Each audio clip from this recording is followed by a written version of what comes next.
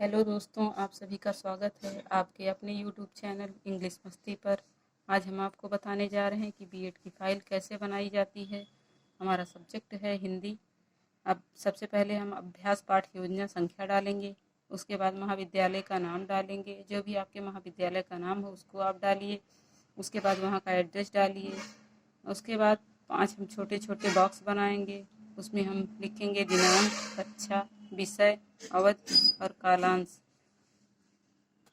दिनांक में डेट डालेंगे, कक्षा डालेंगे और विषय का नाम डालेंगे, अवधि डालेंगे और कालांश में जो भी आपका पीरियड हो उसको डालेंगे। जैसे फर्स्ट पीरियड हो तो फर्स्ट डालेंगे, सेकेंड हो तो सेकेंड डालेंगे।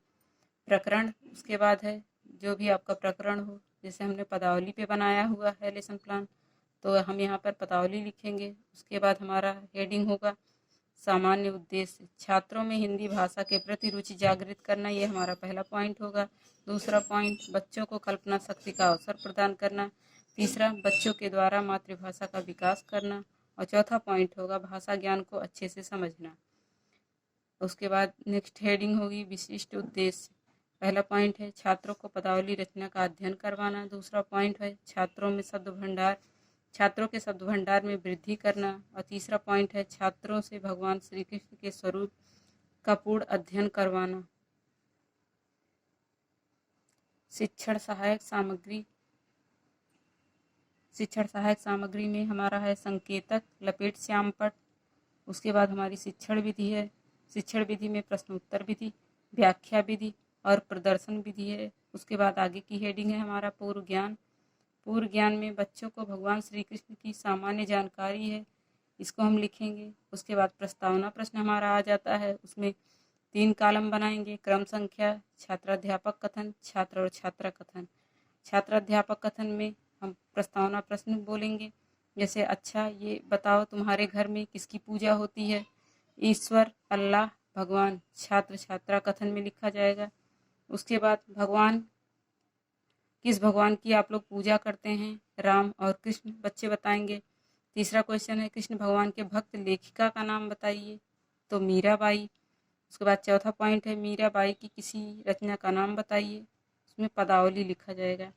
पदावली के बारे में आप क्या जानते हैं, यह हमारा समस्यात्मक प्रश्न है। आगे की हमारी पॉइंट है उद्देश्य कथन। उद्देश्य कथन में हम लिखेंगे बच्चों आज हम मीराबाई की रचना पदावली का अध्ययन करेंगे। उसके बाद हमारी हेडिंग है प्रस्तुतिकरण। प्रस्तुतिकरण के नीचे हम फिर 5 बॉक्स बनाएंगे, जैसा कि आप फाइल में देख रहे हैं।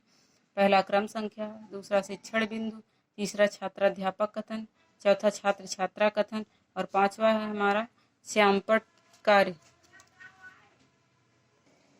ऐसे ही हम 5 बॉक्स बनाएंगे। इस पर जैसे हमने हेडिंग डाला हुआ है वैसे हेडिंग डालेंगे।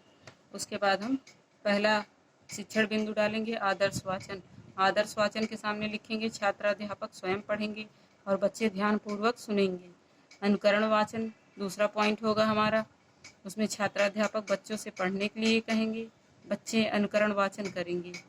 तीसरा पॉइंट है उच्चारणाभ्यास। छात्राध्यापक बच्चों से शुद्ध उच्चारणाभ्यास करवाएंगे और बच्चे उच्चारण अभ्यास करेंगे। चौथा पॉइंट है व्याख्या। व्याख्या में होगा जैसे कि हमने जिस पैसेज का व्याख्या किया हुआ है हम उसको लिखेंगे, बसो मेरे डाट डाट गोपाल। इसी पॉइंट को हम यहाँ ब्लैक बोर्ड वर्क में भी डालेंगे, जैसा कि आप देख पा रहे हैं।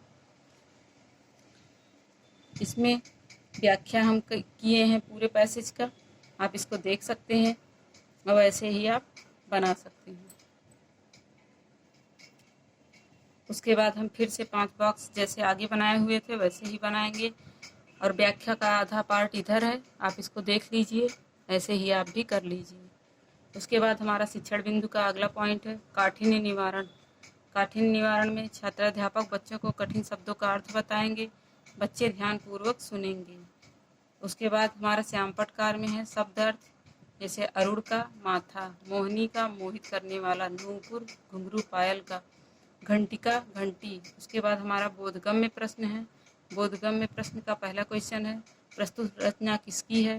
दूसरा पॉइंट है पदावली के लेखिका का नाम बताइए। तीसरा पॉइंट है इस पद में किसकी व्याख्या की गई है। हमारी आगे की हेडिंग है मौन वाचन एवं निरीक्षण कार्य। छात्राध्यापक बच्चों को शांति से बैठकर पढ़ने के लिए कहेंगी और स्वयं निरीक्षण का कार्य करेंगी। उसके बाद पुनरावृत्ति प्रश्न है, जैसे अरुण का अर्थ बताइए।